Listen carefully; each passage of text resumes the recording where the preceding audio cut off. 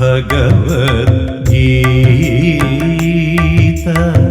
ശ്രീകൃഷ്ണോപദേശഗീത ആദ്യ പദം മുതൽ ധർമ്മത്തിലൂന്നിയ വേദവ്യാസ കവിത. ഹരി ഓം. എല്ലാവർക്കും എൻ്റെ വിനീത നമസ്കാരം. ഭഗവത്ഗീതയിലൂടെ ജീവിത വിജയം. വേദവ്യാസ കവിത. നാം ഓരോരുത്തരും ഇപ്പോൾ ജീവിത വിജയത്തെക്കുറിച്ച് ഏറെക്കുറെ വ്യക്തമായ ധാരണയുള്ളവരാണ്. നമ്മളെ സംബന്ധിച്ച് ജീവിത വിജയം എന്ന് പറയുന്നത് നാം വിചാരിക്കുന്ന നേടുക എന്ന് മാത്രമല്ല, അതൊരു ഭാഗത്തുള്ള വിജയം. അതിനേക്കാളുപരി നമ്മൾ ചെയ്യുന്ന പ്രവൃത്തികളിൽ മാക്സിമം നമുക്ക് ആനന്ദിക്കാൻ, അതിൽ മുഴുകി ആസ്വദിക്കാൻ പറ്റുന്നൊരു മാനസികാവസ്ഥ വളർത്തിയെടുക്കുന്നതിൽ നാം വിജയിക്കേണ്ടതുണ്ട്. അതേപോലെ ജീവിത പ്രശ്നങ്ങളെ അഭിമുഖീകരിക്കുന്നതിൽ കരുത്തുള്ളൊരു മനസ്സിനെ, ശക്തിയുള്ളൊരു മനസ്സിനെ നേടിയെടുക്കുന്നതിൽ നാം വിജയിക്കേണ്ടതുണ്ട്. ഇങ്ങനെ നമ്മുടെ മനസ്സിനെ കൂടുതൽ ശക്തിയുള്ളതും എന്നാൽ അതേസമയം വളരെ ട്രാൻസ്പെറൻ്റായി, അങ്ങനെ നിർലീനം, നാം ചെയ്യുന്ന കാര്യങ്ങൾ ലയിപ്പിക്കുന്ന വിധത്തിൽ പാകപ്പെടുത്തിയെടുക്കാനുള്ള നമ്മുടെ യാത്രയാണ് യഥാർത്ഥ ജീവിതം. അല്ലാത്തതൊക്കെ വെറുതെ ഇങ്ങനെ ജീവിച്ചു തീർക്കുകയാണ്. ഇവിടെ യഥാർത്ഥ ജീവിതമാണ്. കാരണം ആസ്വാദനമുണ്ട്. ഏത് കാര്യം, എന്ത് കാര്യം, എവിടെ ചെയ്യുന്നു, അതിലൊക്കെ മനസ്സങ്ങനെ അലിഞ്ഞു ചേരുമ്പോൾ കിട്ടുന്ന ഒരു ആസ്വാദനമുണ്ട്. അതേപോലെ ഏത് പ്രശ്നങ്ങൾ വരുമ്പോഴും നമുക്കതിനെ പരിഹരിക്കാനുള്ള വഴി ആരെങ്കിലും നമ്മളെ സഹായിക്കാനായിട്ട്, അല്ലെങ്കിൽ ഏതെങ്കിലും വഴിക്ക് നമുക്ക് തെളിഞ്ഞു കിട്ടുന്നതായിട്ട് കാണാൻ പറ്റുന്നൊരവസ്ഥ. ഇതൊക്കെ മനുഷ്യ ജീവിതത്തിൽ നേടിയെടുക്കാൻ, ഓരോരുത്തരെയും പ്രാപ്തമാക്കാൻ ഗീത സഹായിക്കുന്നു. അതുകൊണ്ടാണ് ഭഗവത്ഗീത നാം മനസ്സിലാക്കണം, ഉൾക്കൊള്ളണം, ജീവിതത്തിൽ പ്രായോഗികമാക്കണം എന്നൊക്കെ പൂർവികന്മാർ ആവർത്തിച്ച് നമ്മളോട് ആവശ്യപ്പെട്ടില്ല. കാരണം ഭഗവത്ഗീതയ്ക്ക് അത്രയും നമ്മുടെ ജീവിതത്തെ മാറ്റിയെടുക്കാനുള്ള ഒരു ശക്തിയും കരുത്തും കഴിവുമുണ്ട്. ഇത് നമുക്ക് പറഞ്ഞാൽ മനസ്സിലാവില്ല. കാരണം നിങ്ങളതിലേക്ക് ഇറങ്ങിച്ചെന്നത് ഉൾക്കൊണ്ട് അത് മനസ്സിലാക്കുമ്പോഴാണ് ഭഗവത്ഗീതയ്ക്ക് ഇത്രയും വലിയ അത്ഭുതകരമായ ശക്തിയുള്ളത് നാം തിരിച്ചറിയുന്നത്. അതുകൊണ്ട് ഓരോ ദിവസവും നാം ഭഗവത്ഗീത ഉൾക്കൊണ്ടുകൊണ്ട് ചില മാറ്റങ്ങൾ നമ്മുടെ ജീവിതത്തിൽ വരുത്താൻ സാധിക്കുന്നവരാവട്ടെ, കൃത്യനിഷ്ഠയുള്ളവരായി തീരട്ടെ, സാധന അനുഷ്ഠിക്കുന്നവരായി തീരട്ടെ. അപ്പം അതുകൊണ്ട് ഇവിടെ നമുക്ക് കൃഷ്ണൻ എന്താണ് നമ്മളെ പരിവർത്തനത്തിന് കാണിച്ചു തരുന്ന മാർഗങ്ങളെന്ന് നമുക്ക് നോക്കാം. നാം എത്തി നിൽക്കുന്ന 20-ാം ശ്ലോകമാണ്. തെക്ത്വാ കർമ്മഫലാസംഘം നിത്യതൃപ്തോ നിരാശ്രയാ കർമ്മണ്യഭിപ്രവർത്തോപി നൈവ കിഞ്ചിത് കരോതി സാം. എല്ലാ കർമ്മഫലാസംഘങ്ങളും, കർമ്മഫലം ത്യജിക്കാൻ കൃഷ്ണൻ പറഞ്ഞിട്ടില്ല. ഫലാസംഘം എന്ന് പറഞ്ഞാൽ കർമ്മഫലത്തെക്കുറിച്ചുള്ള ഉത്കണ്ഠകളും അമിതമായ പ്രതീക്ഷകളും അസ്വസ്ഥതകളൊക്കെ വിട്ടുകൊണ്ട് നമ്മുടെ പ്രവൃത്തിയിൽ അങ്ങനെ ആസ്വദിച്ച് മുഴുകി അതിലങ്ങനെ ലയിച്ച് ആനന്ദിച്ചുകൊണ്ട് അങ്ങനെ ആരാണോ ചെയ്യുന്നത്, നിത്യതൃപ്തോ, ഓരോ നിമിഷം തൃപ്തരായിട്ട് ആരാണോ ജീവിക്കുന്നത്, നിരാശ്രയ, തൻ്റെ സുഖത്തിന് വേണ്ടി, തൻ്റെ സന്തോഷത്തിന് വേണ്ടി, നിരാശ്രയ, മറ്റൊന്നിനെയും ആശ്രയിക്കുന്നില്ല. അതായത് ഈ സന്തോഷവും സംതൃപ്തിയും കണ്ടെത്താൻ അവനവൻ്റെ ഉള്ളിൽ തന്നെ സാധിക്കുന്നൊരവസ്ഥ. വളരെ ശ്രദ്ധിക്കണം ഞാൻ പറഞ്ഞത്. ഈ സംതൃപ്തി എന്നൊക്കെ പറയുന്നത് മനസ്സിൻ്റെ അലിഞ്ഞ അവസ്ഥയിൽ കിട്ടുന്നൊരു അനുഭവമാണത്. മനസ്സത്രമാത്രം അലിഞ്ഞ് ചേരുന്നുണ്ടോ അത്രയും മനസ്സിൻ്റെ സന്തോഷവും സംതൃപ്തിയും വളരെ കൂടുതലായിരിക്കും. എത്ര കണ്ട് മനസ്സ് ഒരു കാര്യത്തിൽ മുഴുകുന്നത് കുറവുണ്ടോ അത്രയും സന്തോഷം കുറവായിരിക്കും. ഇന്ന് പലരും ഈ സീക്രട്ട് മനസ്സിലാക്കുന്നില്ല. ഇത് മനസ്സിലാക്കാത്തതുകൊണ്ടാണ് നമ്മുടെ സുഖത്തിൻ്റെ ശക്തി, തീവ്രത കുറയുന്നത്. ഞങ്ങൾ നോക്കുക, ആളുകൾ കഷ്ടപ്പെട്ട് ബീച്ചിൽ പോവും സുഖത്തിന് വേണ്ടി, സന്തോഷത്തിന് വേണ്ടി. പക്ഷെ അവിടെ ചെന്ന് എന്തെങ്കിലും കാഴ്ചകൾ കണ്ടാൽ അസ്വസ്ഥയോ ദേഷ്യമൊക്കെ വന്ന മനസ്സ് ആകെ ഡിസ്റ്റേബ്ഡ്. ഈ ബഹളം വെച്ച് നിങ്ങൾ ബീച്ചിൽ പോയിട്ട് എന്താ അനുഭവിക്കാൻ പോകുന്നത്? നിങ്ങൾ ഈ ഡിസ്റ്റേബ്ഡ് മൈൻഡുമായിട്ടും കുലു മനാലിയിലോ ഏത് ടൂറിസ്റ്റ് സെൻറ്ററിൽ പോയിട്ട് എന്ത് കാര്യം? കാരണം ആസ്വദിക്കാൻ സ്വസ്ഥമായൊരു മനസ്സില്ലെങ്കിൽ പിന്നെ എന്ത് കാര്യം? കിം ശങ്കരാചാര്യസ്വാമികൾ ചോദിച്ചതുപോലെ മനസ്സെന്നലഗ്നം ഗുരോരം കൃപത്മേ തതയ്ക്കും തതയ്ക്കും തതയ്ക്കും തതയ്ക്കും. അങ്ങനെ ഒരു സ്വസ്ഥമായൊരു മനസ്സില്ലെങ്കിൽ നിങ്ങൾ എവിടെ പോയിട്ട് എന്ത് കാര്യം? അപ്പം അതുകൊണ്ട് നമുക്ക് നല്ല ഒരു ശാന്തിയും സമാധാനവും സ്വസ്ഥതയും ഉള്ളൊരു മനസ്സ് നമുക്കുണ്ടാവണം. അപ്പോൾ ഈ ഒരു കാര്യം പറയുമ്പോൾ ഒരു ശ്ലോകം ഓർക്കുകയാണ്. ഭർത്തൃഹരി എന്ന് പറഞ്ഞ ഒരു ആചാര്യൻ എഴുതി വെച്ച അദ്ദേഹത്തിൻ്റെ നീതിശതകം, വൈരാഗ്യശതകം എന്നൊക്കെ പറഞ്ഞ കൃതികളുണ്ട്. അപ്പം അദ്ദേഹത്തിൻ്റെ ഒരു ശ്ലോകമാണ്, ആരാണ് ശരിക്കും ധീരന്മാരായ വ്യക്തികൾ എന്ന് പറയാണ്. നിന്തന്തു നീതി നിപുണ യതി വാസ്തുവന്തു ലക്ഷ്മീ സമാവിശതു ഗച്ഛതു വായതേഷ്ടം അദ്വൈവമാമരണമസ്തു യുഗാന്തരേവ ന്യായാത് പദാത് പ്രവിചലന്തി പദം നധീര. ഒന്നുകൂടി ചൊല്ലാം. നിന്തന്തു നീതി നിപുണായതി വാസ്തുവന്തു ലക്ഷ്മീ സമാവിശതു ഗച്ഛേത് വായതിഷ്ടം അദ്വൈവ വാ മരണമ അവസ്തോ യുഗാന്തരേവ ന്യായാത് പദാത് പ്രവിചലന്തി പദം നധീര. കുറച്ചൊക്കെ നിങ്ങൾക്ക് മനസ്സിലാവുണ്ടാവും. ആരാണ് ധീരെന്നാണ്. നിന്തന്തു ഒരാൾ ഒരു വ്യക്തിയെ മറ്റുള്ളവർ അവർ ചെയ്ത കാര്യം കൊണ്ട് അയാളെ അത് ചെയ്ത കാര്യം മറ്റുള്ളവർക്ക് ഇഷ്ടപ്പെടാത്തതുകൊണ്ട് നിന്തന്തു നിന്ദിക്കുന്നവർ. ഇപ്പം ഇപ്പം മൂവിയുടെ കാലമാണല്ലോ. അപ്പോൾ ഓരോ വലിയ വലിയ ഹീറോസ് അവരൊക്കെ ഫാൻ അസോസിയേഷൻ ഉണ്ട്. അപ്പോൾ ഫാൻസ് അസോസിയേഷൻ അവരെങ്ങനെ പുകഴ്ത്തുമ്പോൾ വേറെ ചിലർ അങ്ങനെയുള്ള കഥാപാത്രങ്ങളെ വളരെയധികം നിന്ദിക്കും.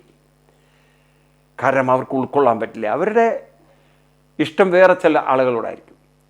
അപ്പം ഈ സമൂഹത്തിൽ നമ്മളെ സ്തുതിക്കുന്നവരുമുണ്ടാവും, നിന്ദിക്കുന്നവരുണ്ടാവും. നിന്തന്തു യതിവാസ്തുവന്തു, ചിലർ സ്തുതിക്കുന്നവരുണ്ടാവും.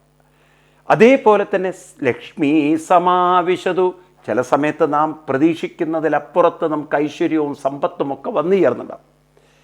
എന്നാൽ ഗച്ഛേത്പായതിഷ്ടം, ചില സമയത്ത് കയ്യിലുള്ളത് മുഴുവൻ നമുക്ക് നഷ്ടപ്പെട്ട അവസ്ഥയുണ്ടാവും. അപ്പം ഉള്ള അവസ്ഥയുണ്ട്, ഇല്ലാത്ത അവസ്ഥയും. അദ്വൈവവാ മരണമസ്തു യുഗാന്തരേവ. ഇനി മരണമാണെങ്കിലോ പല രോഗങ്ങളുടെ രൂപത്തിലൊക്കെ മരണം എപ്പോൾ വരും നമുക്കറിയില്ല. ചിലപ്പോൾ ഏറെ വൈകിട്ടായിരിക്കാം, ചിലപ്പോൾ നേരത്തെ വന്നേക്കാം. പക്ഷേ ഇതൊക്കെയാണെങ്കിലും ന്യായാത് പദാത് പ്രവിചലന്തി, ജീവിതത്തെക്കുറിച്ച് മനസ്സിലാക്കിയ ആ അറിവിൻ്റെ കാഴ്ചപ്പാടിൽ നിന്ന്, ആ അറിവിനെ സാക്ഷാത്കരിക്കുന്നതിൽ അതിനുവേണ്ടി ഫോക്കസ് ചെയ്ത മനസ്സിൽ നിന്ന് ധീരന്മാരുടെ മനസ്സൊരിക്കലും പതറുകയില്ല. അപ്പം നമ്മൾ ഓരോരുത്തരും ധീരന്മാരായി തീരണം. ഇപ്പം ധീരരാവുക എന്ന് പറഞ്ഞാൽ ഇതാണ് ധീരൻ. അല്ലാതെ കയ്യിൽ ആയുധവും എടുത്ത് റോട്ടിലിറങ്ങുന്ന ഒരുതരം തീവ്രവാദി ധീരന്മാരല്ലത്. ആ ധീരത എന്ന് പറഞ്ഞാൽ ഭീരുത്വത്തിൻ്റെയാണ്. ഒറ്റയ്ക്ക് ഒരു കാര്യത്തെയും അഭിമുഖീകരിക്കാനുള്ള ധൈര്യമില്ല. കേരളത്തിൽ തന്നെ കണ്ടില്ലേ, അങ്ങനെ ടെററിസ്റ്റ് മൈൻഡുള്ള കുറേ ആളുകളുണ്ട്. പക്ഷെ അവർക്കൊന്നും ഒറ്റയ്ക്കൊരു ധൈര്യമില്ല, ആയുധമില്ലാതെയും ധൈര്യമില്ല. അപ്പോൾ ഒറ്റയ്ക്കും ആയുധമില്ലാതെയും അവർ ഭീരുക്കളാണ്. കാരണം മാനസികമായിട്ട് അവർ ഭീരുക്കളാണ്. ആയുധത്തിൻ്റെ ആശ്രയത്തിലാണ്, അല്ലെങ്കിൽ തൻ്റെ കൂടെയുള്ളവരുടെ ആശ്രയത്തിലാണ് അവർ പല ക്രൂരകൃത്യങ്ങളും ചെയ്യുന്നത്. ഇവിടെ നാം ആരെയും നശിപ്പിക്കുന്ന കാര്യമല്ല പറഞ്ഞു കൊടുക്കുന്നത്. ആരുടെ ജീവിതം തകർക്കുന്നവരല്ല ധീരന്മാർ. ഇവിടെ ധീരൻ എന്ന് പറയുന്നത് നേരത്തെ പറഞ്ഞ നിന്ദിച്ചാലും സ്തുതിച്ചാലും സമ്പത്തുള്ളപ്പോഴും സമ്പത്തില്ലെങ്കിലും അതേപോലെ തന്നെ മരണത്തിൻ്റെ മുന്നിലും, അതായത് പ്രശ്നങ്ങളുടെ, പ്രയാസങ്ങളുടെ, പ്രതിസന്ധികളുടെ നടുവിലും ആരാണോ തളരാതെ നപ്രവിചലന്തി, ഇളകാതെ മാനസികമായി പതറാതെ ഇരിക്കുന്നത്, അവരാണ് ധീരന്മാർ. അപ്പം ധീരൻ എന്ന വാക്കിൻ്റെ അർത്ഥത്തെ പറയാനാണ് ഞാൻ ഈ ഭർത്തൃഹരി ശ്ലോകം കോട്ട് ചെയ്തത്. അപ്പം എന്താ പറഞ്ഞു വെച്ചാൽ, ധീരന്മാരായിട്ട് നമുക്ക് മാറേണ്ടതുണ്ട്. ജീവിതത്തിൽ മുന്നോട്ട് പോകുന്തോറും മനസ്സിന് ധൈര്യവും ശക്തിയും കരുത്തും സന്തോഷവും സംതൃപ്തിയും വികസിപ്പിച്ചെടുക്കേണ്ടതുണ്ട്. അതുകൊണ്ടാണ് ഭഗവാൻ പറഞ്ഞത്, അങ്ങനെയുള്ളവർ ഏത് കർമ്മമേഖലകളിൽ മുഴുകിയാലും നക്കിഞ്ചിത് കരോദിസ, അവർ പ്രത്യേകിച്ച് ഒരു കർമ്മവും ചെയ്യാത്ത ആളുകളെ പോലെ, എന്ന് വെച്ചാൽ അവരുടെ ആ പാഷൻ, അവരുടെ ആ ലയം, അവരുടെ ആ ഇൻവോൾവ്മെൻറ്റ് അത്രയും സിൻസിയർ ആകും തോറും ആ പ്രവൃത്തിയിൽ അവർ മുഴുകി ആ പ്രവൃത്തി നന്നാവുന്നു, അവരത് എൻജോയ് ചെയ്യുന്നു. അപ്പം അങ്ങനെയുള്ള ഒരു പ്രവൃത്തി സംസ്കാരം വളർത്തിയെടുക്കാനാണ് കൃഷ്ണൻ നമ്മളെ പഠിപ്പിക്കുന്നത്. അപ്പം എനിക്ക് പറയാനുള്ളത് നിങ്ങളോട്, നമ്മുടെ ജീവിതത്തിൽ അൾട്ടിമേറ്റ്ലി നാം മനസ്സിലാക്കേണ്ടത് വളരെ സന്തോഷമായിട്ട് ജീവിക്കാനാണെങ്കിൽ സന്തോഷത്തിൻ്റെ ഏറ്റവും മുഖ്യമായ ലക്ഷണം മനസ്സിൻ്റെ ലയം, മനസ്സിൻ്റെ ലയം, മനസ്സിൻ്റെ ലയം എന്ന് ആവർത്തിച്ച് പഠിക്കണം. ഏതു മേഖലകളിൽ നമ്മൾ ജോലി ചെയ്തവരോട്ടെ, അത് ആസ്വദിക്കണമെങ്കിൽ അതിൽ ലയിച്ചു ചേരുന്ന മനസ്സ് വേണം. അതിന് പാഷൻ എന്നൊക്കെ പറഞ്ഞാലും ഇതൊക്കെ നാം സാധനകളിലൂടെ ഡെവലപ്പ് ചെയ്തെടുത്താൽ എളുപ്പത്തിൽ നിങ്ങൾക്ക് ജീവിതം പരിവർത്തനം വരുത്താൻ സാധിക്കും. അതുകൊണ്ട് ഇപ്രകാരം നമുക്ക് ജീവിക്കാൻ സാധിക്കുമെന്ന് കൃഷ്ണൻ തെളിയിക്കുകയാണ്. ഒന്നുകൂടി കൃഷ്ണൻ ഈ കാര്യത്തെ ക്ലാരിഫൈ ചെയ്യുന്നു. 21-ാം ശ്ലോകത്തിൽ നമുക്കതും കൊണ്ട് നോക്കാം. നിരാശീയത ചിത്താത്മാ സർവസംഗപരിഗ്രഹ ശാരീരം കേവലം കർമ്മ കുറുവന്നപ്നോതി കിൽബിഷം. ഓരോ ശ്ലോകവും ഏറെ തെറ്റിദ്ധരിക്കാൻ സാധ്യതയുള്ള ശ്ലോകങ്ങളാണ്. കാരണം കൃഷ്ണൻ പറഞ്ഞിരിക്കുന്ന ഓരോ കാര്യം ദുർവ്യാഖ്യാനം ചെയ്യപ്പെടാം. ഇത് വളരെ ശ്രദ്ധിച്ച് നാം മനസ്സിലാക്കിയിട്ടില്ലെങ്കിൽ നമുക്ക് ഒരുപാട് തെറ്റിദ്ധാരണകൾ വരും. എന്താ കൃഷ്ണൻ ഇങ്ങനെ പറഞ്ഞത്? ഇപ്പോൾ ഉടനെ ഇവിടെ തന്നെ കൃഷ്ണൻ പറയാം, സർവ തെക്ത്വാ സർവ പരിഗ്രഹ, എല്ലാ പരിഗ്രഹങ്ങളും വിടണം എന്ന് പറഞ്ഞാൽ ചിലരെന്താ തെറ്റിയിരിക്കുക, ഓ കൃഷ്ണൻ പറഞ്ഞു ഭാര്യയെ അച്ഛനെ അമ്മയൊക്കെ വിടണമെന്ന്, കാരണം പരിഗ്രഹങ്ങളൊക്കെ വിടണമെന്ന്. ഈ രീതിയിൽ നിങ്ങൾക്ക് ദുർവ്യാഖ്യാനം ചെയ്യാം. പക്ഷെ കൃഷ്ണൻ അതൊന്നും അല്ല ഉദ്ദേശിച്ചത്. അതുപോലെ തന്നെ ഒരാശയില്ലാതെ വരാനായിട്ട്, ഒരാശയില്ല പിന്നെ യുദ്ധത്തിൽ നിൽക്കാൻ പറ്റും. അർജുനനെ സഹായിക്കണം എന്നുള്ളൊരു ആശയോട് കൂടിയിട്ടല്ലേ കൃഷ്ണൻ നിൽക്കുന്നത്. അപ്പോൾ പിന്നെ നിരാശി എന്നുള്ള വാക്കിൻ്റെ അർത്ഥം എന്താണ്? അപ്പം അതാണ് ഞാൻ പറഞ്ഞത്, ഗീതയുടെ ശ്ലോകങ്ങളുടെ അർത്ഥം മനസ്സിലാക്കാൻ പ്രയാസമുണ്ട്. അത് ബാഹ്യമായ അർത്ഥം വായിച്ചാൽ കിട്ടുന്നതുമല്ല. ഇതിനൊരു ആന്തരിക അർത്ഥമുണ്ട്. വാക്കുകളുടെയൊക്കെ അർത്ഥം നിരാശി, ആശ വിട്ടവൻ, അതുപോലെ തന്നെ തെക്ത്വാ സർവ പരിഗ്രഹ, എല്ലാ പരിഗ്രഹങ്ങളും വിട്ടുപോയവൻ എന്നൊക്കെ പറയുമ്പോൾ നമുക്ക് സ്ഥൂലതലത്തിൽ ചില അർത്ഥങ്ങൾ കൽപ്പിക്കാം. പക്ഷേ ഇവിടെ കൃഷ്ണൻ ഗീത പറയുന്നത് കുരുക്ഷേത്ര യുദ്ധഭൂമിയിലാണെന്ന സത്യം മറക്കരുത്. ഈ ഗീത കൃഷ്ണൻ അർജുനന് ഉപദേശിക്കുന്നു. അർജുനൻ യുദ്ധക്കളത്തിൽ യുദ്ധം ജയിക്കാനായി നിൽക്കുന്ന ആളാണെന്ന് മറക്കരുത്. ജയിക്കുന്ന ആളോട് കൃഷ്ണൻ, ജയിക്കാൻ നിൽക്കുന്ന ഒരാളോട് കൃഷ്ണൻ, അല്ലെങ്കിൽ ജയത്തിന് വേണ്ടി പൊരുതാൻ നിൽക്കുന്ന ഒരാളോട് കൃഷ്ണൻ ജയത്തിന് വിരുദ്ധമായി വല്ലതും പറയൂ. അപ്പം അതുകൊണ്ട് നാം ശ്രദ്ധിക്കണം ഇത്തരം ശ്ലോകങ്ങൾ. ഇപ്പം എന്താ ഇവിടെ പറയുന്നത്? നിരാശി. ആ നിരാശി എന്നുള്ള വാക്ക് മലയാളത്തിൽ പറയുന്ന നിരാശയല്ല. ആൾ വളരെ നിരാശയിലാണ്, ആ നിരാശ വേറെ. ഇവിടെ നിരാശി എന്ന് പറഞ്ഞാൽ അർത്ഥം, ആശ എന്ന വാക്കുകൊണ്ട് അർത്ഥമാക്കുന്നത് നമ്മുടെ ഇഷ്ടങ്ങളാണല്ലോ. ഒരു ആശകൾ, സന്തോഷങ്ങൾ, മനുഷ്യൻ്റെ ഇഷ്ടങ്ങൾ. ഇപ്പം ഇവിടെ നിരാശി എന്ന് പറഞ്ഞാൽ എന്താണ് അർത്ഥം? ഒരാശയും ഇല്ലാത്തവൻ എന്നല്ല. ഏതൊരു ആശ വെച്ചുകൊണ്ടാണോ ഒരു കാര്യത്തിൽ ലയിച്ചു ചേരുന്നത് അല്ലെങ്കിൽ പ്രവർത്തിക്കുന്നത്, ആ പ്രവർത്തിക്കുന്ന മേഖലയിലേക്ക് നമ്മുടെ മനസ്സിനെ പൂർണ്ണമായി കൊണ്ടുവരാൻ സാധിക്കുന്നിടത്താണ് നമ്മുടെ ജീവിത വിജയം. അതിന് നിരാശയായി തീരണം. ആശയില്ലാത്തവനല്ല, ആശയെ വിട്ടവനായിരിക്കണം. എന്ന് വെച്ചാൽ ഒരു കാര്യം ചെയ്യുമ്പോൾ മനസ്സ് വേറൊന്നിനെക്കുറിച്ച് ആശ വെച്ച്, ആഗ്രഹം വെച്ച് മനുഷ്യനങ്ങനെ അതിലങ്ങനെ രമിച്ച് ഇരിക്കരുത്. മനുഷ്യ മനസ്സെപ്പോഴും അതാണ്. എന്തെങ്കിലും ഒരു വിഷമം തട്ടിക്കഴിഞ്ഞാൽ അത് തന്നെ അയവിറക്കി, അത് തന്നെ സ്മരിച്ച്, അത് തന്നെ 10 പേരോട് പറഞ്ഞ് അങ്ങനെ മനസ്സിൻ്റെ ഭാരം തീർക്കാൻ പറ്റുന്നതാണ് പലരും തെറ്റിദ്ധരിക്കുന്നത്. പൊതുവേ കുടുംബ ബന്ധങ്ങളിലൊക്കെ ഇതാണ് പ്രശ്നം. അപ്പുറത്തും ഇപ്പുറത്തും അവിടെയൊക്കെ നോക്കി, ഇവിടെ നോക്കി, അവിടെ എന്തോ പറഞ്ഞു, ഇവിടെ എന്തോ പറഞ്ഞു, ഇങ്ങനെ പിറു പ്രശ്നങ്ങൾ തന്നെ. പക്ഷെ ഇത്തരം പ്രശ്നങ്ങളൊക്കെ കേൾക്കുമ്പോൾ പരസ്പരം സഹായിക്കുക. കാരണം ഈ പ്രശ്നങ്ങളൊന്നും പറഞ്ഞ് ഒരിക്കലും നിങ്ങൾക്കൊരു സമാധാനം കണ്ടെത്താൻ സാധ്യമല്ല. പിന്നെന്താ നമുക്ക് ചെയ്യാനുള്ളത്? ഈ പ്രശ്നങ്ങളെ ചിന്തിക്കുന്ന മനസ്സ് അത്രയും അതിൽ ഇൻവോൾവ് ചെയ്തുകൊണ്ടാണെങ്കിൽ എനിക്കെന്തുകൊണ്ട് ഇതിൻ്റെ മറുവശത്തും ഇൻവോൾവ്മെൻറ്റ് ചെയ്തുകൂടാ? ഈ വിഷമങ്ങളും ദുഃഖങ്ങളൊക്കെ പറയുന്നവരോട് എനിക്ക് പറയാനുള്ളതാണ്, നിങ്ങൾക്ക് വിഷമങ്ങളും പ്രയാസങ്ങളും പറയുമ്പോൾ എത്രമാത്രം നിങ്ങളതിൽ മുഴുകുന്നുണ്ടോ അത്രമാത്രം നിങ്ങളുടെ കർമ്മ മേഖലകളിൽ, നിങ്ങൾ മറ്റു കാര്യങ്ങളിൽ നിങ്ങൾക്ക് എന്തുകൊണ്ട് മുഴുകിക്കൂടാ? മനുഷ്യൻ എന്തുകൊണ്ട് അത്തരം കാര്യങ്ങളെക്കുറിച്ച് ചിന്തിക്കുന്നില്ല? എൻ്റെ കർമ്മ മേഖലയിൽ ഞാൻ നല്ലവണ്ണം ഇൻവോൾവ് ചെയ്യണം, അതാണ് എനിക്കിവിടെ ചെയ്യേണ്ടത് എന്നെത്ര പേർ മനസ്സിലാക്കി ജീവിക്കുന്നുണ്ട്? നേരെ മറിച്ച് നമ്മൾ അവരിത് പറഞ്ഞു, ഇവരിത് പറഞ്ഞു, അവരാ കുറ്റം പറഞ്ഞു, ഇവർ കുറ്റം പറഞ്ഞു, ഇതെന്നെ നമ്മൾ ചിന്തിച്ചുകൊണ്ടിരുന്നാൽ ആ വ്യക്തിക്ക് എവിടെ ജീവിക്കാൻ പറ്റുക, ആസ്വദിക്കാൻ പറ്റുക? അപ്പം അതുകൊണ്ട് നിരാശി എന്ന വാക്കിനർത്ഥം ആശയില്ലാത്തവനല്ല. ഒരാശയിൽ മനസ്സുറപ്പിച്ചുകൊണ്ടാണ് അർജുനനെ പോലുള്ള ഒരു യുദ്ധക്കളത്തിൽ നിൽക്കുന്നത്. നമ്മളിപ്പോൾ ഗീത പഠിക്കണം എന്നൊരാശ വെച്ചിട്ടല്ലേ ഗീത ഉറക്കുള്ളൂ. എൻ്റെ മനസ്സ് ഉന്നതമാവണം എന്ന് വിചാരിച്ചിട്ടല്ലേ നമ്മൾ സാധനങ്ങൾ ചെയ്യുള്ളൂ. അപ്പം ഇപ്രകാരമൊക്കെ നമ്മൾ ഒരാശ വയ്ക്കുമ്പോൾ ഇവിടെ ഭഗവാൻ പറയണു നിരാശി എന്ന് പറഞ്ഞാൽ ആശയില്ലാത്തവനല്ല, മറ്റ് ആശകളെ തൽക്കാലം പിടിയുന്നവൻ. അതായത് ഒരു കാര്യത്തിൽ മനസ്സ് മുഴുകുമ്പോൾ വേറൊന്നിനെക്കുറിച്ച് ആശിച്ച സമയം കളയാത്തവൻ. അത് വളരെ വളരെ പ്രധാനമാണ്. നമ്മുടെ മനസ്സിനെ ക്വാളിറ്റേറ്റീവ് ആക്കണമെങ്കിൽ ആ കാര്യം ചെയ്തേ പറ്റുള്ളൂ. ഒരു കാര്യം ചെയ്യുമ്പോൾ ആ കാര്യത്തിലേക്ക് മനസ്സിൻ്റെ ഫുൾ ഫോക്കസ്, ഫുൾ അറ്റൻഷൻ കൊണ്ടുവരാനായി മറ്റു ചിന്തകളെ അവഗണിക്കാൻ നമ്മുടെ മനസ്സിന് സാധിക്കുന്നതിൻ്റെ പേരാണ് നിരാശിയായി തീരുക. അപ്പം ആശ വിടുകയല്ല, അനാവശ്യ ആശകളെക്കുറിച്ചുള്ള ഉത്കണ്ഠകൾ വിടുക. എന്തൊരു രസമാണ് നോക്കൂ നിങ്ങൾ. ഈ മനസ്സെന്ന വലിയൊരു മഹാത്ഭുതം, അതിൻ്റെ മുന്നിൽ നമിച്ചേ പറ്റുള്ളൂ നമ്മൾ.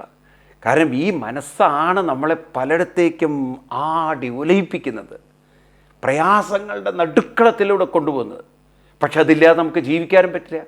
അപ്പോൾ പിന്നെ നമ്മളെ സംബന്ധിച്ച് ഒത്തിരി ചോദ്യമുള്ളൂ. ഒന്നുകിൽ നിങ്ങൾ സഫർ ചെയ്യുക, അല്ലെങ്കിൽ നിങ്ങൾ എൻജോയ് ചെയ്യുക. ഇപ്പം സഫർ ചെയ്യണമെങ്കിൽ നിങ്ങൾ ഈ ദുരിതങ്ങളും ദുഃഖങ്ങളൊക്കെ അനുഭവിച്ച് കടന്നു. അതല്ല നിങ്ങൾക്ക് എൻജോയ് ചെയ്യണമെന്നുണ്ടെങ്കിൽ മനസ്സിനെ പാകപ്പെടുത്തണം. അതാണ് ഏറ്റവും ഇമ്പോർട്ടൻ്റ്. മനസ്സിനെ പാകപ്പെടുത്തിയാൽ നമ്മുടെ ജീവിതത്തിൻ്റെ സുഖത്തിൻ്റെ നിർവചനം മാറി. അപ്പം അതുകൊണ്ട് കൃഷ്ണൻ പറയണു നിരാശി, ആശകളില്ലാത്തവനല്ല നിരാശി. എല്ലാ ആശകളെയും ഒരു കാര്യത്തിലേക്ക്, അതായത് താൻ ചെയ്യുന്ന കർമ്മമേഖലകളിലേക്ക് കൊണ്ടുവന്നവൻ. പിന്നെ യഥചിത്താത്മാ, വേണ്ട പോലെ യജ്ഞിച്ച് ചിത്താത്മാ, മനസ്സിനെ, അതായത് ഇവിടെ ചിത്തം എന്ന വാക്കുകൊണ്ട് അർത്ഥമാക്കുന്നത് ഭഗവാൻ ശ്രീകൃഷ്ണൻ നമ്മൾ ഓർപ്പിക്കുകയാണ്.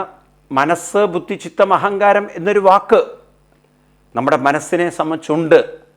ഇവിടെ ചിത്തം എന്നതുകൊണ്ട് അർത്ഥമാക്കുന്നത് നമ്മളുടെ മനസ്സിൽ നേരത്തെ അനുഭവിച്ച് ഉറപ്പിച്ച കുറേ ചിന്തകൾ. ഈ ചിന്തകളൊക്കെ അനാവശ്യമാണെങ്കിൽ ഇത്തരം ചിന്തകളൊക്കെ മാറ്റിക്കൊണ്ട് വേണ്ട ചിന്തകളിലേക്ക് മനസ്സിനെ വേണ്ട പോലെ ഫോക്കസ് ചെയ്യുക. ഇനി അതല്ല, ശ്രദ്ധിക്കേണ്ടതുണ്ട്. ഇവിടെ നിരാശി അതുപോലെ യഥചിത്താത്മ എന്ന് പറഞ്ഞാൽ ഈ ചിത്തത്തിലുള്ള പ്രധാനപ്പെട്ട രണ്ട് വാസനകളാണ്, മനുഷ്യനെ സംബന്ധിച്ച് ഏറ്റവും വലിയ വാസനകളാണ്. ഒന്ന് ആ മനസ്സിൻ്റെ ആലസ്യ സ്വഭാവവും, രണ്ട് അസ്വസ്ഥ സ്വഭാവം. ഇത് നാം എങ്ങനെയെങ്കിലും മാറ്റിയെടുത്ത് മറിച്ചെടുത്ത് വേണം നമുക്ക് നമ്മുടെ ജീവിതത്തെ മാറ്റിയെടുക്കാൻ. നിരാശി യഥചിത്താത്മ. പിന്നെന്താ പറയേണ്ടത് കൃഷ്ണൻ? തെക്ത്വാ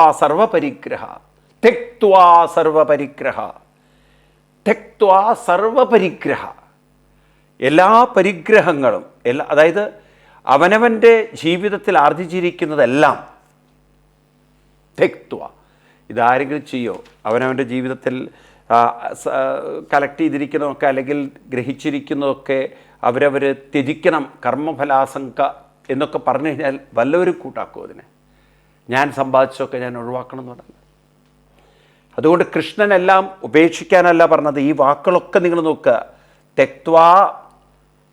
തെക്ത്വാ സർവ പരിഗ്രഹിച്ചിരിക്കുന്നത്. എന്താ ഈ പരിഗ്രഹം? ഗ്രഹിക്കുക എന്ന് പറഞ്ഞാൽ കൈവശം വയ്ക്കുക. അപ്പം നമ്മുടെ കൈവശമുള്ളതൊക്കെ നമ്മൾ ത്യജിക്കുക എന്ന് പറഞ്ഞാൽ എന്താ അർത്ഥം? നമ്മുടെ കയ്യിലുള്ളത് ഈ മൂന്ന് സാധനം ഞാൻ പറഞ്ഞു നിങ്ങളോട്: ആലസ്യം, അസ്വസ്ഥത, അതുപോലെ തന്നെ നമ്മുടെ മനസ്സിൻ്റെ അവശ്യത. ഈ തരത്തിലുള്ള അനാവശ്യ ചിന്തകളെ കാണിച്ചു കൂട്ടുന്ന, അനാവശ്യമായ ആലോചനകൾ ഉണ്ടാക്കുന്ന കാര്യങ്ങളെയൊക്കെ നാം ബോധപൂർവം മനസ്സിലാക്കിയിട്ട് മനസ്സിനെ ക്രമേണ അതിൽ നിന്നൊക്കെ ഒന്ന് പുറത്ത് കടന്ന് സാധനാനുഷ്ഠാനങ്ങളിൽ മുഴുകി അപ്രകാരം നമ്മുടെ ജീവിതത്തെ ധന്യമാക്കാൻ സാധിക്കുമെന്ന് മനസ്സിലാക്കേണ്ട പൂർവ്വരും. നമുക്ക് സാധിക്കും, സാധിക്കാത്തതായിട്ടൊന്നുമില്ല. പക്ഷെ മനസ്സിന് പരിശീലനം വേണം. ആ പരിശീലനം നമുക്കിവിടെ നേടിയെടുക്കാൻ പറ്റും. അതുകൊണ്ട് തെക്വാ സർവപരിഗ്രഹ, എന്തൊരു വാക്കുകളാണ് ഉപയോഗിച്ചിരിക്കുന്നത്? തെക്വാ സർവപരിഗ്രഹ, എല്ലാ പരിഗ്രഹങ്ങളെയും വിട്ടവൻ. ശാരീരം കേവലം കർമ്മ കുർവൻ കിൽബിഷം ന ആപ്നോതി. കിൽബിഷം, ഒരിക്കലും ആ വിഷം, കിൽബിഷം എന്ന് പറഞ്ഞാൽ ആ സംസാരമാകുന്ന വിഷം ന ബദ്ധ്യതയെ, അവരെ ബാധിക്കില്ല. അപ്പോൾ ആരെയാണ് സംസാര ദുഃഖങ്ങൾ ബാധിക്കുന്നത്? കൃഷ്ണൻ പറയുന്നത് ആരുടെ മനസ്സാണോ ഒട്ടും പരിശീലനമില്ലാത്തത്, സാധനകളില്ലാത്തത്, മനസ്സിനെ ശുദ്ധീകരിക്കാൻ തയ്യാറില്ലാത്തത്, അവർക്കാണ് എല്ലാ കിൽബിഷം എന്ന് പറഞ്ഞു കഴിഞ്ഞാൽ ഈ ജീവിതത്തിൽ ഉണ്ടാകുന്ന ദുരിത ദുഃഖങ്ങളൊക്കെ അവരെ ബാധിക്കും. സോ അത് വിധിയുമായി ബന്ധപ്പെട്ടതല്ല. നിങ്ങളോട് എനിക്ക് വളരെ വ്യക്തമായി പറയാനുള്ളതാണ്. ആര് എന്ത് പ്രശ്നം നിങ്ങൾക്കുണ്ടാക്കിയാലും, എന്ത് തരത്തിലുള്ള ഹെൽത്ത് പ്രോബ്ലം വന്നാലും ഒറ്റ വാക്ക് നിങ്ങൾ മറക്കരുത്, മനയേവ കാരണം ദുഃഖം. ഈ മനസ്സ് തന്നെയാണ് എൻ്റെ ദുഃഖത്തിന് കാരണം എന്ന് പറഞ്ഞാൽ അർത്ഥം ആ വിഷമങ്ങളെ ഇങ്ങനെ അയവിറക്കന്നെ, അതിൽ തന്നെ കുരുങ്ങി നിൽക്കന്നെ. അപ്പം അതിൽ നിന്ന് മനസ്സിനെ ഉയർത്തിക്കൊണ്ടുവരാൻ സാധന പരിശീലിക്കുക. കൃത്യനിഷ്ഠമായ ചില കാര്യങ്ങൾ അനുഷ്ഠിക്കുക. ജപിച്ച് ജപിച്ച് ജപിച്ച് ജപിച്ച് മനസ്സിനതിലേക്ക് കൊണ്ടുവരിക. അപ്പം നിങ്ങൾക്ക് കാണാൻ പറ്റും തീവ്രതകൾ കുറയുന്നത്, ദുഃഖത്തിൻ്റെ, വിഷമത്തിൻ്റെ, പ്രയാസങ്ങളുടെ തീവ്രത അങ്ങനെ കുറഞ്ഞു കുറഞ്ഞു കുറഞ്ഞു കുറഞ്ഞു വരും. ഇതല്ലേ ഭീഷ്മാചാര്യർ നോക്കൂ നിങ്ങൾ, ശരത്തിൻ്റെ മുകളിൽ, കൂർത്ത ശരത്തിൻ്റെ മുകളിൽ വളരെ സ്വസ്ഥനായിരുന്നത് വിശ്വം വിഷ്ണുർവഷക്കാരോ ഭൂതഭവ്യ ഭവൽ പ്രഭു എന്നിങ്ങനെ മന്ത്രങ്ങൾ ചൊല്ലി ഇങ്ങനെ കിടക്കുന്ന ആ ഒരു മാനസികാവസ്ഥ എടുത്തുനിന്ന് ആലോചിച്ചു. അതുകൊണ്ട് തന്നെ ആ ശരീരത്തിൽ ഒരു വേദനയും അദ്ദേഹം അറിയാതെ പറയുന്നത്, ആ വിഷ്ണു സഹസ്രനാമം ചൊല്ലിക്കഴിഞ്ഞിട്ട് അവസാനം പറയുന്നത് മോസ്തനന്തായ സഹസ്രമുത്തേ സഹസ്രപാദാക്ഷി ശിരോരുവാഹവേ സഹസ്രനാംനേ പുരുഷായ ശാശ്വതേ സഹസ്രകോടിയുഗധാരിണേ നമ. ആ ഭഗവാന്റെ സഹസ്ര രൂപത്തെ സർവ ചരാചരങ്ങളിലും ആ ഭഗവാനാണ് നിറഞ്ഞു നിൽക്കുന്നതെന്ന് മനസ്സിലാക്കിക്കൊണ്ട് മരണത്തെ ഭയമില്ല, ദുഃഖത്തെ വിട്ടുകൊണ്ടുള്ള ഒരു മാനസികാവസ്ഥയുണ്ടല്ലോ, എല്ലാവർക്കും കിട്ടുന്നതല്ലത്. അതിനാണ് അദ്ദേഹം മെനക്കെട്ടത്. ഇതൊക്കെയാണ് സാധന. ഇതാണ് നിങ്ങൾ സ്പിരിച്വാലിറ്റി എന്ന് മനസ്സിലാതെ നമ്മൾ അമ്പലത്തിൽ പോയി കുറേ പ്രാർത്ഥിച്ച് ദൈവം നമ്മുടെ പ്രശ്നങ്ങൾ പരിഹരിക്കും എന്നൊക്കെ വിചാരിച്ച നമ്മൾ പൊട്ടന്മാരാണ്. അപ്പം അതുകൊണ്ടൊരു പരിവർത്തനം നമുക്ക് സാധ്യമാണ്. കൃഷ്ണൻ പറഞ്ഞ പോലെ നമ്മൾ ശീലിക്കുക. അപ്പോൾ ഈ ശ്ലോകം ഒന്നുകൂടി നമുക്ക് വിസ്തരിച്ച് കാണാം. അടുത്ത ക്ലാസ്സിൽ നമുക്കത് കാണാം. അതുവരെ എല്ലാവർക്കും നന്ദി, നമസ്കാരം, പ്രണാമം. വേദവ്യാസ കവിത